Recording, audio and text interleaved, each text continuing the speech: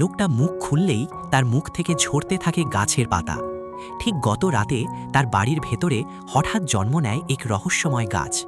গাছে ছিল ঠিক 1000 পাতা, কিন্তু ভয়ঙ্কর ব্যাপার হলো সে যত কথা বলে তত পাতা ঝরে পড়ে।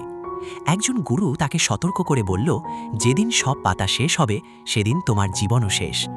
ভয়ে সে গাছ কাটতে গেল, কিন্তু কুঠাল আভাগ গাছে নয়, তার নিজের শরীরেই লাগে। তখনই সে বুঝল তার জীবন গাছটার সাথে জড়িয়ে গেছে।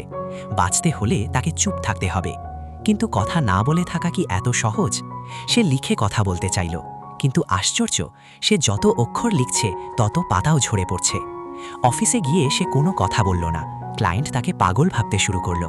এমনকি গাছে পানি দিলে তার শরীরও ভিজে যাচ্ছিল। ধীরে ধীরে তার স্ত্রীও ভাবতে লাগলো সে আর আগের মতো ভালোবাসে না। রাগ করে স্ত্রী বাড়ি ছেড়ে চলে গেল। এদিকে গাছের পাতাও প্রায় শেষ। আগে যে মানুষটা সারা দিন কথা বলতো, এখন সে একটা শব্দ বলতেও ভয় পায়। শেষ মুহূর্তে সে সিদ্ধান্ত নিল, জীবনের সবচেয়ে গুরুত্বপূর্ণ কথাগুলো প্রিয় মানুষদের বলেই যাবে। সে স্ত্রীকে বলল নিজের মনের কথা, মায়ের কাছে ক্ষমা চাইল, আর বাবার কবরের সামনে দাঁড়িয়ে বলল শেষ 3টি শব্দ। হঠাৎ আকাশে বজ্রপাত শুরু হলো।